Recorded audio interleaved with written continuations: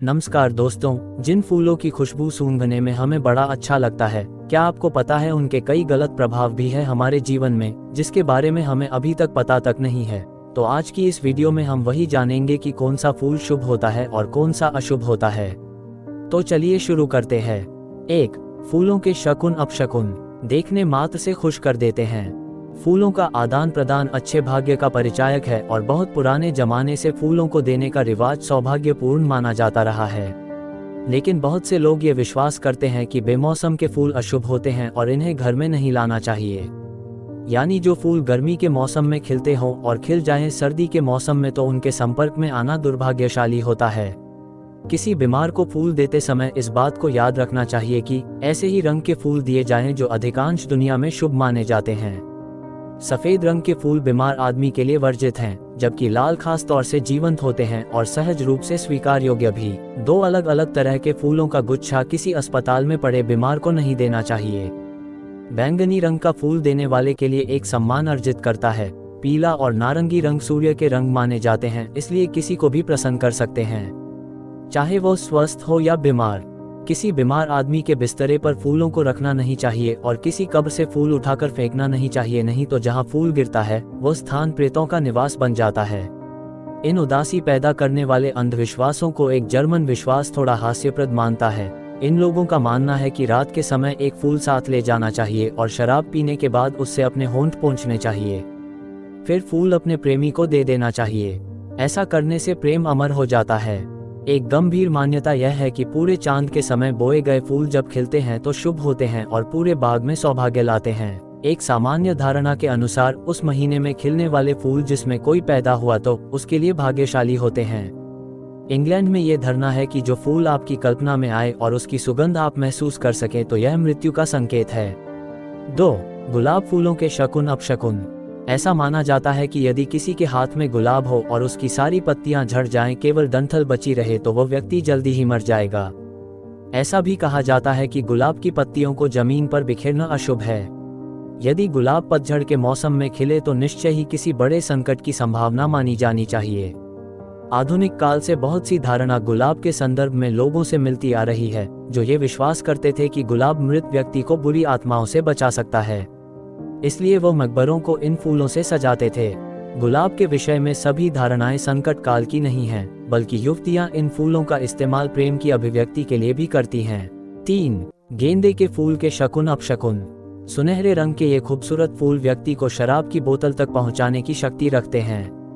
यदि आप ज्यादा पियक्कड़ नहीं बनना चाहते तो इन फूलों को हल्के भाव से न लें। ऐसी धारणा इंग्लैंड में प्रचलित है, जहां इन्हें शराबी फूलों का नाम दिया गया है। यूरोप के दूसरे क्षेत्रों में इस प्रकार की धारणा नहीं है, लेकिन अच्छे मौसम का शुभ संकेत अवश्य माना जाता है। ऐसा भी माना जाता है कि यदि इनकी पंखुड़ियां सुबह 7 बजे तक खुले तो आंधी आ सकती है। शादी विवाह के अवसरों पर गेंदे की मालाएं बनती हैं और प्रेम को विकसित करने के लिए इन फूलों का प्रयोग किया जाता है। ये भी माना जाता है कि यदि मधुमक्खी के काटने पर इस फूल को रगड़ लिया जाए तो फौरन राहत मिलती है। 4. कमल फूलों के शकुन अपशकुन ऐसा माना जाता है कि जिस समय कमल अधिक पैदा हो तथा खिले तो उस समय ब्राह्मणों को मान सम्मान की प्राप्ति होती है। 5. गुड़हल फूलों के शकुन अपशकुन ये पुष्प का वृक्ष है। ऐसा माना जाता है कि जब भी इस वृक्ष पर फूल अधिक आए तो माणिक मूंगा अधिक पैदा होकर कीमत में कमी करते हैं। 6. चंपा फूलों के शकुन अपशकुन यह एक खुशबूदार पौधा है और माना जाता है कि इसके फूलों की महक से सांप भी मदहोश होकर खींचा चला आता है। इस वृक्ष पर जब जब फूल ज्यादा आते हैं तब तब बाजार में सोना सस्ता होता है।